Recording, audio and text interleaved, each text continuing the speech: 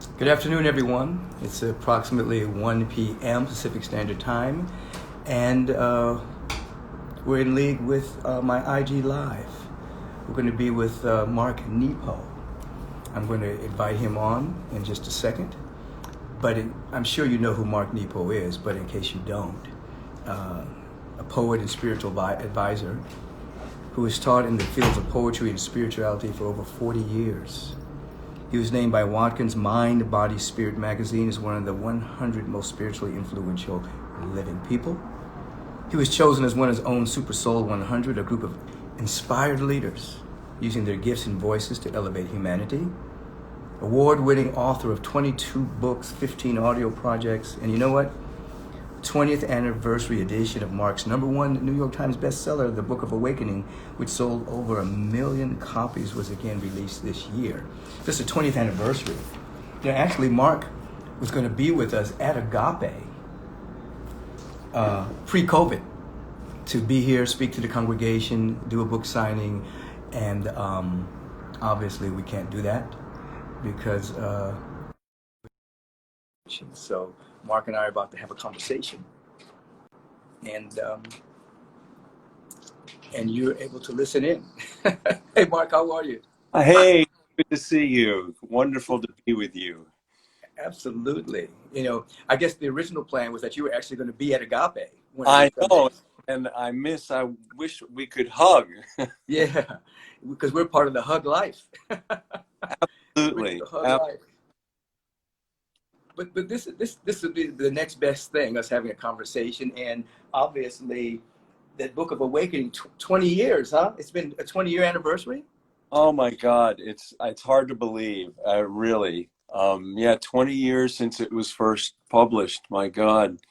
And I remember, I really originally wrote that as an effort to give back after my cancer journey. If I could just kind of put together a book of small doses of what matters, maybe it could be of help. Right. You know what? For those people who don't know your story, can you give us a brief synopsis and some of the things that came out of it that led you to write the book? Sure. Well, I'm 69. And, when I met people my age when I was younger, I thought they were ancient. It doesn't seem that way now. in my in my 30s, my mid 30s, I was diagnosed with a rare form of lymphoma. And, everything, my life was turned upside down and inside out. And I went through about 3 years of the heat of that journey where I almost died, and obviously blessed to be here. And I think two things I could share, really at the heart of all that was, for me, I was blessed to have people from all traditions offer me some kind of healing and blessing and help.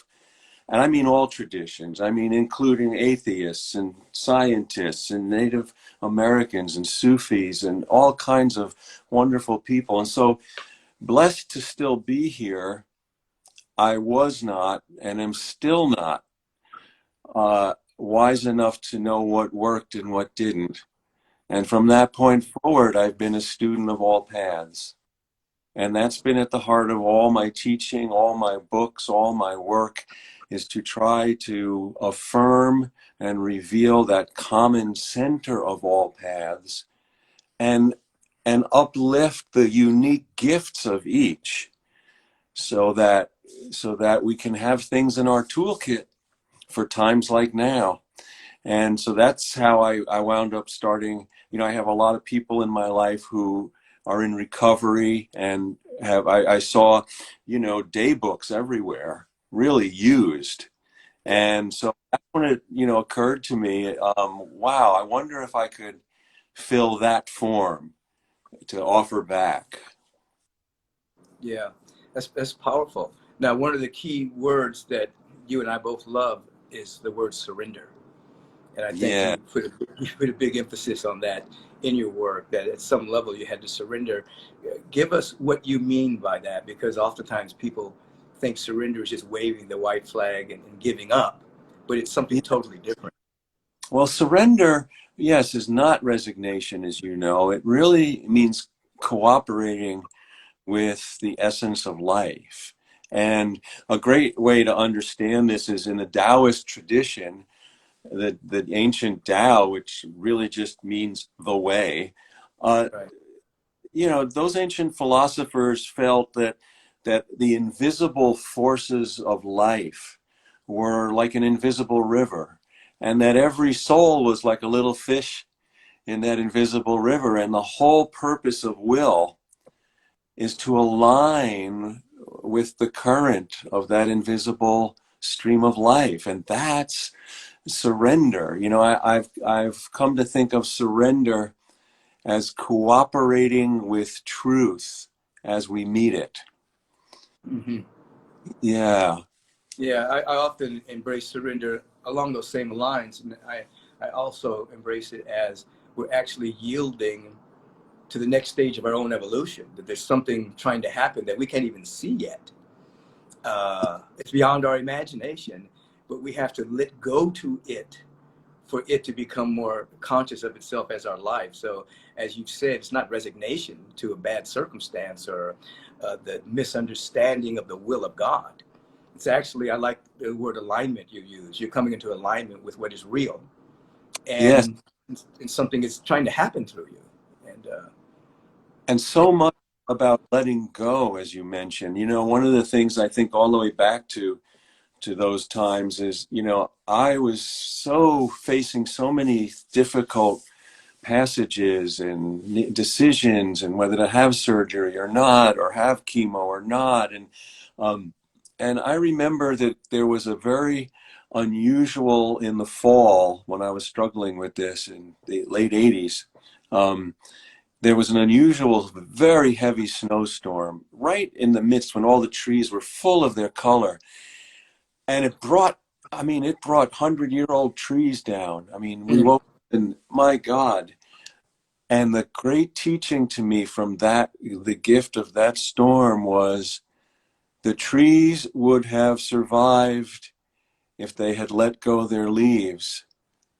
Then the snow held on. And it was a hard, fast teaching to me that the only way through what I was facing was to let go, no matter how brilliant the trees came down, because they wouldn't let go. Right. Yeah, it's also like the essence of prayer. When we go into prayer, we have to let go of our own little idea of what we think should happen. We have to totally let go and embrace a connection with the presence that has a desire for more life to express through us. But we have to let go of our little thinking, our littleness, our little perceptions, our little opinions. We have to let go of all of that to really come into harmony with the is that's trying to express. So letting go is it's a powerful technology even in and of itself. Yes, I love how you see that, how you phrase that. I think we often, yeah, especially in the West, we all pray when we're in trouble. We ask someone or something, oh please get me out of this. I'll do better. And in this, I have found, I love the Hindu tradition where Ganesh or Ganesha is the deity, is the provider and remover of obstacles, which tells us that obstacles are teachers. Yeah. And what's in the way is the way, like it or not. Absolutely. It brings out our hidden potential, even when we're screaming and trying to get around the obstacle or the challenge sometimes activates something within us we didn't even know was there until Yeah. the obstacle showed up. And it's not to minimize how difficult it is when we're going through obstacles. Another thing that really connected for me back all those years with now, and I was surprised that when we started back in March to have to shelter in place, and the pandemic was so upon us, I kept having these emotional echoes to when I was first diagnosed. And what I came to understand was that, all those years ago, Michael, I went into a doctor's office and he sat me down and said, "You got a rare form of cancer." And I, was terrified. I was, oh my God, I thought, "You must have the wrong person. You've got the wrong, can you check the folder?" And Denial. you're right. And, but when I left the office that day, the door I had come through to keep that appointment was gone. There was no way back to life before that moment. And I feel like this is what humanity is facing now with the pandemic. The old world is gone. They're like it or not, we have to love each other forward. And with the old world gone, that's loss. And so I look around and I see parts of our society just stuck in the stages of grief. There are whole parts of our society stuck in denial. No, it's not gone. Let's party. No, it's gone. And the only thing that's going to happen if we don't accept and surrender and love is we're going to make each other sick. Yes. No, I really like what you're saying. I've been telling people recently that this is a time of great tenderness. Yeah. That you go from 1619, when the first Africans were brought here to become slaves, all the way to COVID-19, fires running amok, allowing people to smoke 2 packs of cigarettes a day, just walking outside. The economy obviously being so unduly affected by the COVID-19 situation that we have to be tender with each other, because everyone is on edge. Psychically, we're all being affected by everything that's going on. And so we have to really have a deep level of compassion for ourselves, tenderness, compassion and tenderness for others, because we don't know what people are going through. We don't know what emotional edge they're on. So I've been inviting people to give each other a break, give each other the benefit of the doubt, have a level of patience to the best of one's ability. Because as you say, that there's no more normal. The old paradigm is dying. There's something new trying to be born that is beyond our imagination. And in order for us to surrender, in order for us to be a part of that, we have to surrender, we have to let go, so that we can actually help create something by design rather than by default. Yes. Defaulting back to our fears, our worries, our fight and flight reactions. So it's going to take a lot of work. And tenderness is very important, I think, right now. I agree with you.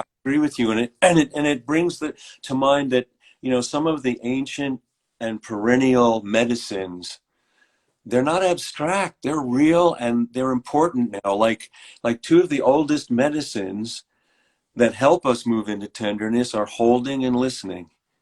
And we need more than ever. And these aren't just abstract pie in the sky notions. These are real things. I mean, how do we, and it's a paradox in that we're socially distanced, but we need to hold each other more than ever. And that means listening. That means asking each other, what's this like for you? How did fear talk to you today? How did essence talk to you today? What's the most challenging thing today, and what was the most poignant revelation today that was right under your feet? Right. No, I agree. I really like the leaning into listening that you're talking about, because with everything so intense, oftentimes people are holding on to their opinion and their point of view and their sense of rightness as a survival mechanism. But this is the time to like bracket that and actually listen to each other. And listening to each other doesn't mean agreeing, but it does mean being together and listening and hearing what another person's experience is, what they're growing through, so that we can make a shift in ourselves or offer something. But we can't offer anything if we're not listening to each other. We're just stuck in our same point of view. And then that doesn't create any sense of unity. It just creates the divisiveness that we're experiencing now, this great sense of polarity that is running amok. not only in our country politically, but throughout the entire world. You It's know, throughout the world. And you know, and it's interesting that throughout history, you know, a few books ago, I one of my books was More Together Than Alone, which I had spent 13 years looking at the moments throughout cultures and history of when we worked well together and the lessons from that. And not surprisingly, there are long waves in history, you know, decades, centuries when we pushed each other away, and then long periods of time when we've come together.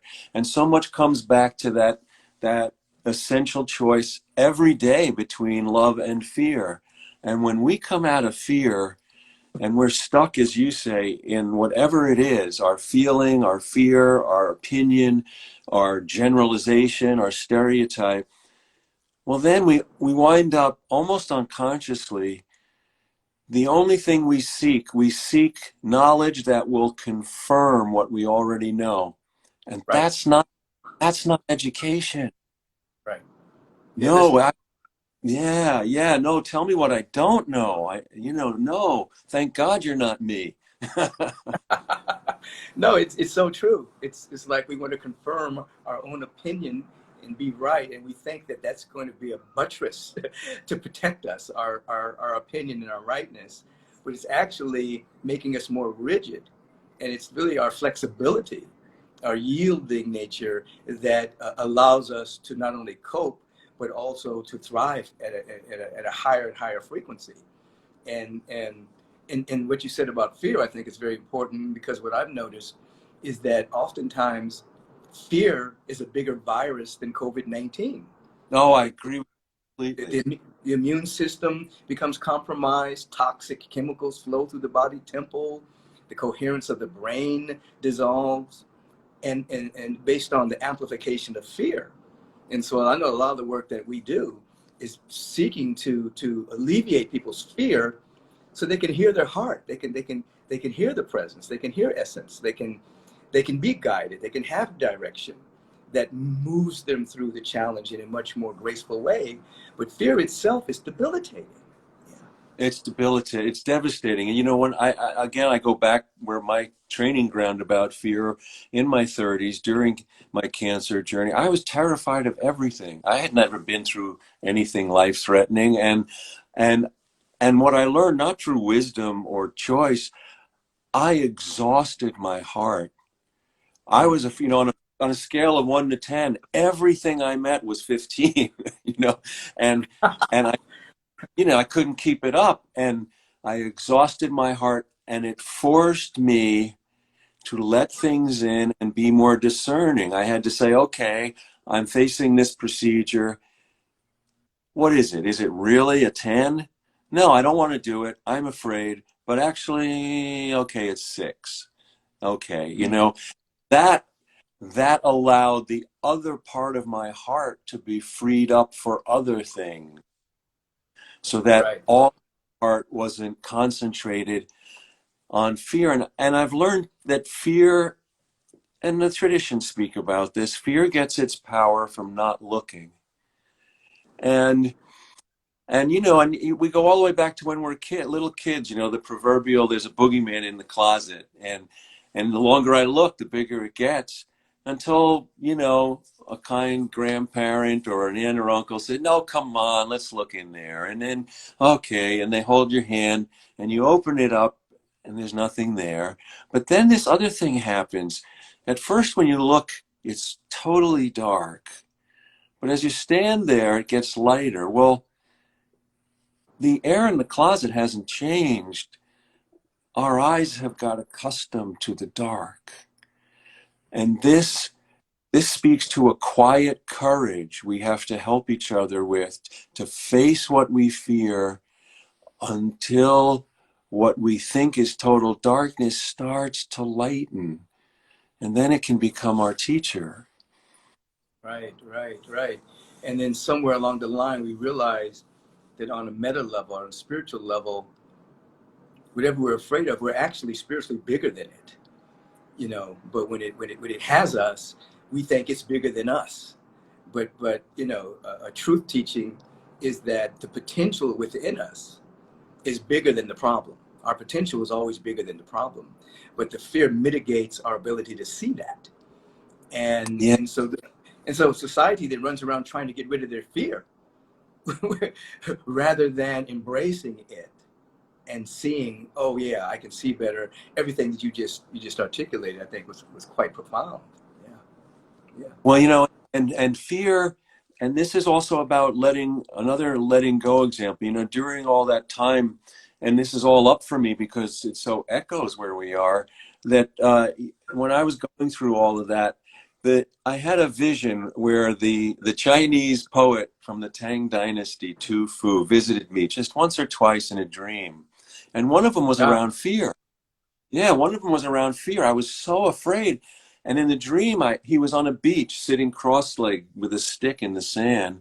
Didn't pay any attention to me. And I ran over and I said, how do I block the fear? And he ignored me, which got me angry. And so I was like closer to him, more firm. I said, how do I block the fear? And without looking me, he raised the stick above him and he said, how does a tree block the wind? And with that, he disappeared. And, and I woke up. And of course, it blocked the wind. No, you let it through. And you know, all these years later, that has translated to me that fear is to be moved through, not obeyed. yes, Moved yes, through. yes. You know, if I ask my fear what I should do, it says be more afraid. I thought you'd never ask, but I yeah, I need to ask you, and I need to ask, you know, Spirit, and I need to ask God, and I need to ask my loved ones and the strength of my heart, what should I do? Not my fear. Right, right, yeah. Because once you let it run through you and you look at it that way, everything is energy. So the fact that you're observing the fear, then that energy changes, and it can become excitement, and then it becomes enthusiasm. But when we are resisting it and trying to make it go away or fight it, we amplify it and we amplify our connection with it.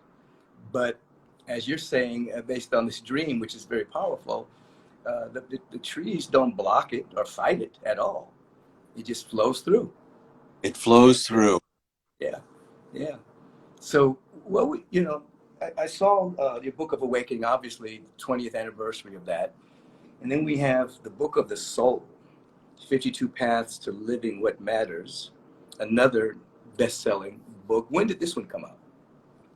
That just came out this past May. This Okay, past May, this year, and that book, 2020.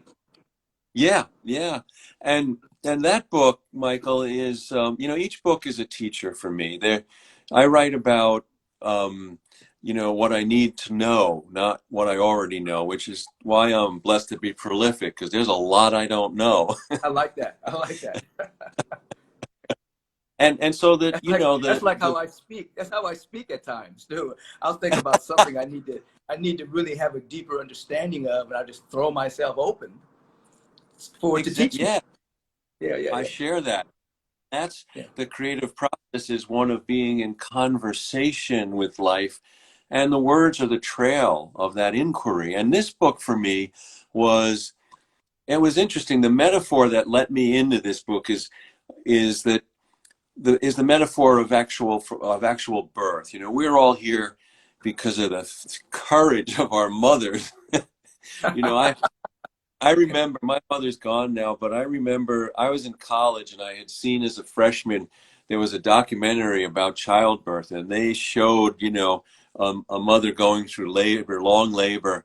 I went out of that campus union and I called my mother up. I said, "Oh my God, thank you," and you know, and but the metaphor of it is that once we're here, we enter a second labor, which is the experience of a lifetime through which the soul is birthed on earth. Right. That's the life of transformation that includes everything we've been talking about and more. And so this book tries to just kind of, as I do with all my books, kind of point up the choice points, the passageways that we all that we all encounter, though no one, I have no answers. All that I share are examples, not instructions. And but together we can help each other. We can be teachers for each other. Absolutely. For those of you just tuning in, we're talking about the Book of Soul, 52 Paths to Living What Matters, and just came out this year, May 2020. So I would invite you to get that. If you never got the first book, the Book of Awakening, that's in the process of a 20-year anniversary, that's a good place to start too, to come into the heart of Mark Nepo, who has a very powerful story, but a powerful living. So I appreciate what you just said about birth. I think when people have birthdays, I always say to them, "Happy Appearance Day," but call your mother up because it was her birthday. When you appeared, even if she's on the other side of the veil or this side of the veil, give great thanks to mom because she gave birth. It's her birthday actually, and it's your appearance day. So Which is such I a model of courage, love and courage, love as courage. Oh my goodness. Yeah, I think about that because my mother was, I think, 18 or 19 when she had me.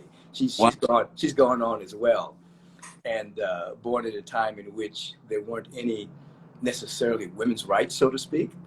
And she became an individual that learned to drive, went to school, became a director in the city of Inglewood of major departments, social activist, civil rights activist. I mean, she became so much in her lifetime, being born at a time where women were kind of, not embraced in that way.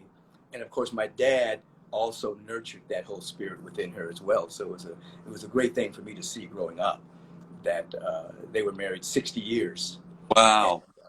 my mother passed before him, and my father, who became a judge, then passed a couple of years ago.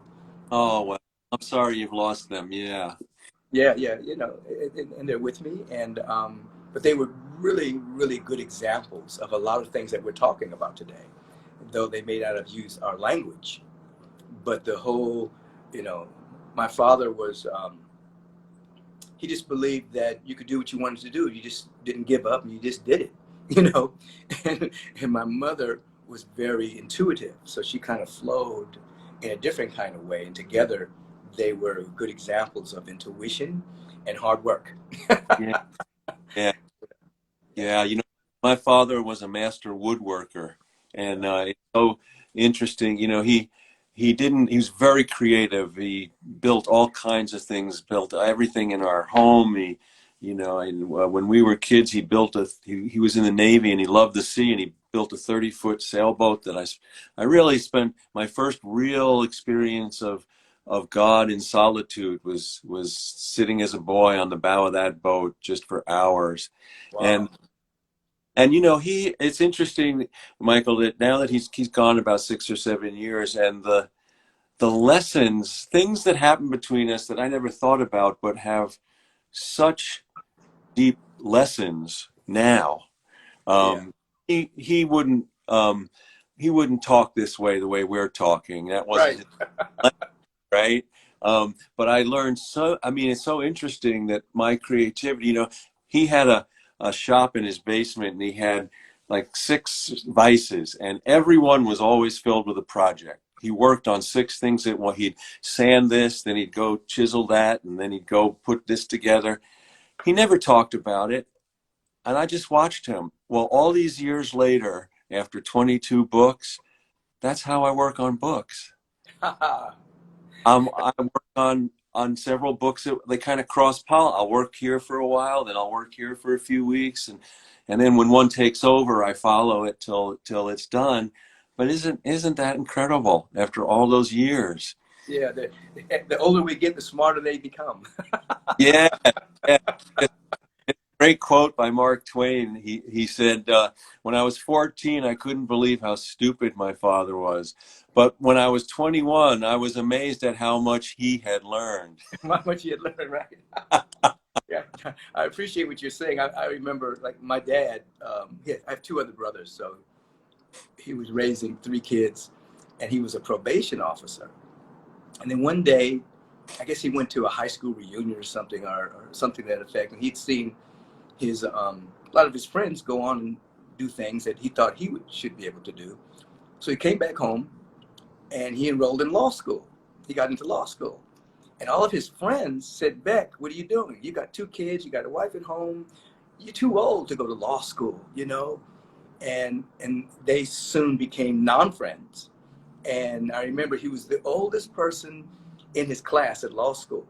Wow. Failed the bar the first time, failed the bar the second time, third time he got it, had a nice law practice, and then became a judge towards the later part of his life.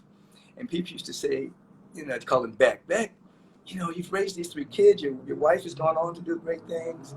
You know, how did you do this, raising 3 kids and going, you're a probation officer and now you're retiring as a judge. And he would say, you just do what you say you're going to do. That's all. He said, it's not magic. He said, you just put one foot in front of the other, obstacles come up, you embrace them and you keep on going. He said, this is not magic. I just did what I said I was going to do. You know, and it really taught me a lot. You know, just do what you say you're going to do to the best of your ability, and then grace happens. You know, that's a great wisdom. That's great wisdom. Yeah. And we're going to talk. And I'm going to let people know that this is kind of a part 1 of our conversation because of the limited time we have on the IG Live situation. And the next part of our conversation, they'll be able to find on my app. Most people, if you don't have my app, just go to michaelbbeckwith.tv, download the app, and then go to the App Store, Beckwith Inspires, and this will be one of the offerings that will be on the app. But let me ask you this before we end this portion of it. With everything that's going on now, you know, Black Lives Matter, justice, injustice, COVID-19, the energy of fires, and you know, what would you offer, just out of your heart right now, to those who are listening to us? Well, I think the thing that comes to me so deeply is that we are more together than alone, and we need to have the courage to reach out to each other, to be each other's teacher, to be each other's company. There's a small poem of mine, Michael, that goes like this: the mystery is that whoever shows up when we dare to give has exactly what we need hidden in their trouble. Mm-hmm. Say that again. That's very powerful. Say it again. The mystery is that whoever shows up when we dare to give has exactly what we need hidden in their trouble. Ah, that's so true. And That's so, so you know, true. we have to have the quiet courages of not to be afraid to reach out. Not, you know, I have found through my life, there's nothing wrong with working for what we want. That beautiful story about your father, you know. And I have found that often working for what I want has been an apprenticeship for working with what I'm given. Yeah. That's where it's like we practice our gifts working for what we want, and the greatness of the soul shows up when we're asked to work with what we're given. Right. That's what creativity is. Yeah. Basically taking what you have and doing something extraordinarily with it, rather than complaining about what you don't have.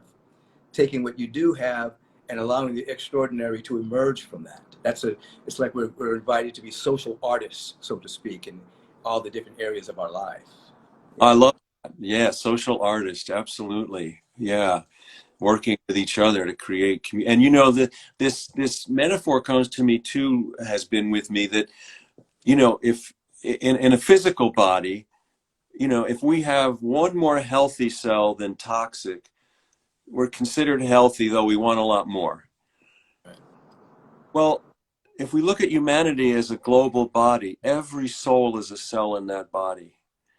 And when we do service, when we listen, when we love, when we do authentic inner work, just making ourselves more whole and closer to spirit, we are making humanity one more healthy soul in the global body. And we need every healthy soul we can get right now. Right. We become the healthy cell in the body of humanity. Yes, yes. Well, that's beautiful. Mark, thank you so much for being with me today.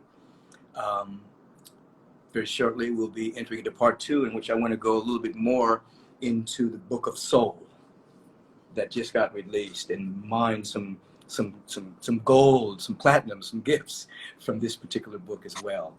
So everyone, thank you so much for joining us. Um, we'll see you shortly. You know, I'm here every Wednesday, 1 p.m. Pacific time, having a conversation with people such as Mark Nepo. Mark, thank you so much. Oh, it's a joy. It's a joy, Michael. Talk to you shortly. So everyone, that was Mark Nepo, the Book of Awakening, 20th anniversary, the Book of the Soul, 52 Paths to Living What Matters. I want you to have a bright day. Obviously, tune in to Agape on Sunday.